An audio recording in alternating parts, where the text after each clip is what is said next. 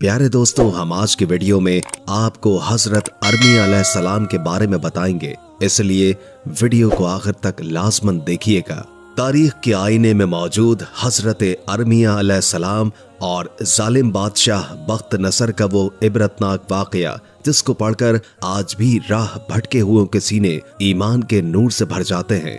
हजरत अरमिया अलैहिस्सलाम को अल्लाह ताला ने बैतुल मुक़द्दस के इलाके की हिदायत के लिए भेजा था।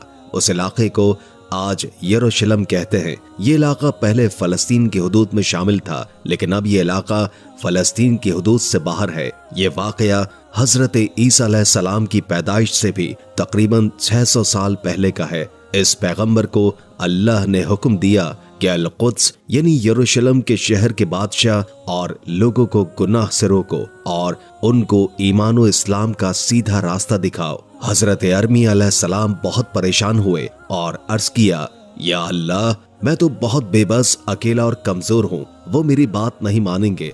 अल्लाह ने फरमाया, मेरी मदद तेरे साथ है, मैं तेरी जुबान पर ऐसी बातें जारी करूंगा जो उन लोगों के दिलों पर असर करेंगी। जिस तरह अल्लाह ने मूसा और हारून अलैहिस्सलाम को सीधा फिरौन के पास भेजा था, ठीक उसी तरह अल्लाह ने अरमी अलैहिस्सलाम को भी सीधा बादशाह के पास भेज दिया। अल्लाह ने उनको हुक्म दिया कि बादशाह से कहो कि मुझे अल्लाह ने भेजा है, मेरी बात मानो और उसको गुनाहों से पाक होने का तरीका बताओ। बादशाह से कहो कि अगर तेरी कौम न सुधरी तो अल्लाह उन पर ऐसा अज़ाब नाजिल फरमा देगा जो उनसे पहले किसी पर भी नाजिल नहीं हुआ। ये सुनने के बाद हजरत अरमी अलैहिस्सलाम बैठकर रोने लगे और ज्यादा आजिज़ी की वजह से अपने सर पर मट्टी डाल दे। अंबिया अलैहिस्सलाम चूंकि रहमदिल होते हैं और हजरत अरमी अलैहिस्सलाम ये बात जानते थे कि अगरचे चंद लोग मेरी बात मान भी जाएं, लेकिन ज्यादातर लोग मेरी बात न मानेंगे तो क्या वो हलाक होंगे।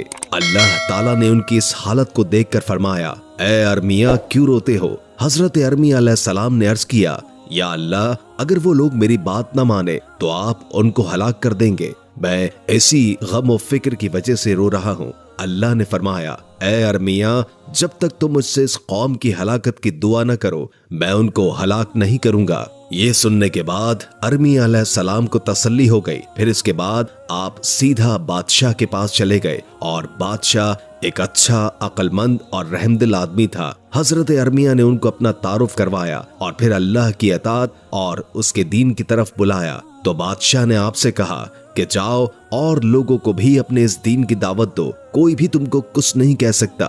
इससे पहले जो अंबिया गुजरे थे, वो जब बनी इसराइल को अल्लाह की वहदानियत और अपनी इताअत की तरफ बुलाते तो वो लोग उन अंबिया पर तरह तरह के जुल्म करते, उनको मारते और बहुत से अंबिया को अपनी कौम ने शहीद भी कर दिया था। चूंकि बादशाह को गुजरे हुए वाकयात का इल्म था, इसीलिए उसने अरमिया अलैहिस्सलाम से कहा कि बिला झिझक अपने दीन की तबलीग करो। बादशाह जानता था कि अगर मैं अरमिया अलैहिस्सलाम की मदद नहीं करूंगा तो मैं हलाक हो जाऊंगा, इसलिए उसने ऐलान कर दिया कि ये आदमी इस कौम में तबलीग करेगा और इसको कोई कुछ भी नहीं कहेगा। सब लोगों को चाहिए कि इस आदमी की बात मान ले। बादशाह जानता था कि पहले उन कौमों को अल्लाह ने हलाक कर दिया जिन्होंने अपने अंबिया की बात नहीं मानी, इसलिए उसने अरमिया अलैहिस्सलाम से अर्ज किया कि हजरत, अगर आपकी बात किसी ने न माने तो फिर क्या होगा।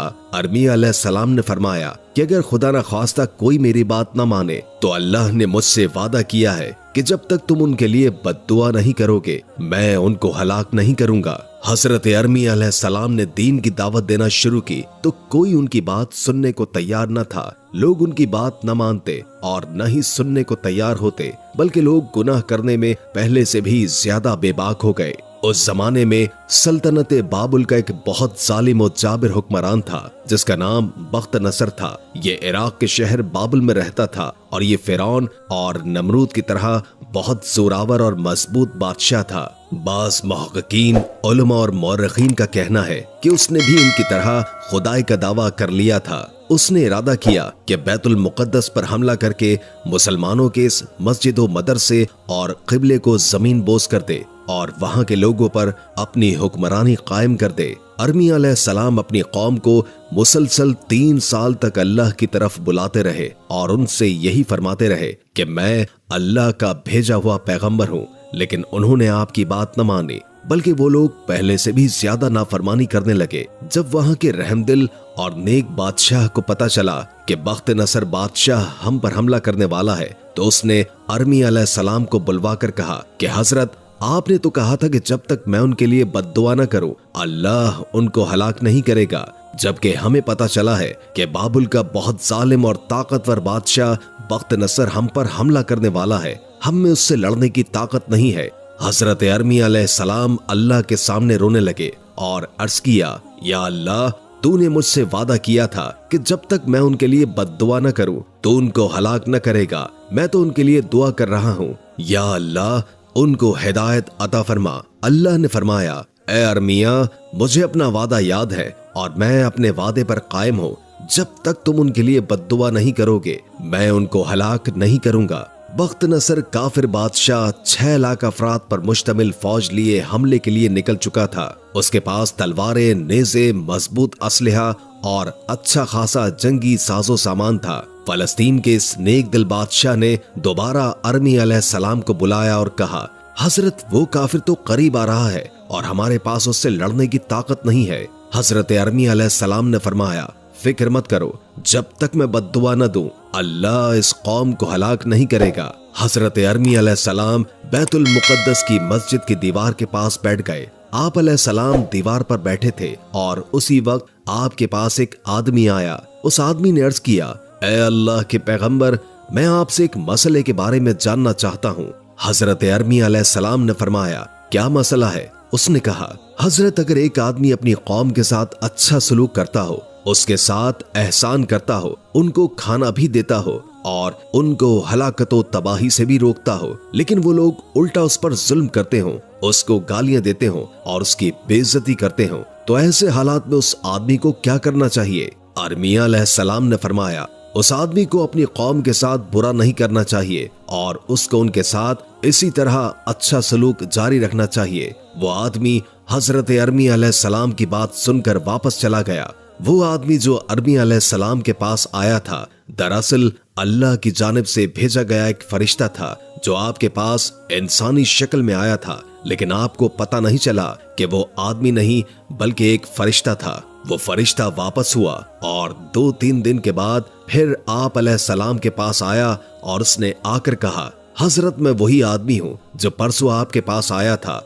इस मर्तबा फिर उसने वही सवाल किया कि हजरत, एक शख्स अगर अपनी कौम के साथ अच्छा सलूक करे और उस कौम की अच्छी तरह मदद करे, उनको रोटी कपड़ा भी दे और लिबास और पानी भी दे और उन पर बहुत से एहसानात करे, लेकिन वो कौम उस शख्स की नाशुक्री करे, उसको गालियां दे और उसकी बात न माने, तो फिर उस शख्स को क्या करना चाहिए? हजरत अरमी अलैहिस्सलाम ने फरमाया, खैर है, वो शख्स उस कौम के साथ अच्छा सलूक करे और उन पर एहसान करना न छोड़े, उनके बारे में बुरा न सोचे। ये सुनकर वो फरिश्ता फिर वापस चला गया। चंद दिन के बाद फिर वो फरिश्ता इंसानी शक्ल में आप अलैहिस्सलाम के पास आया और आप अलैहिस्सलाम बैतुल मुकद्दस की दीवार पर बैठे थे।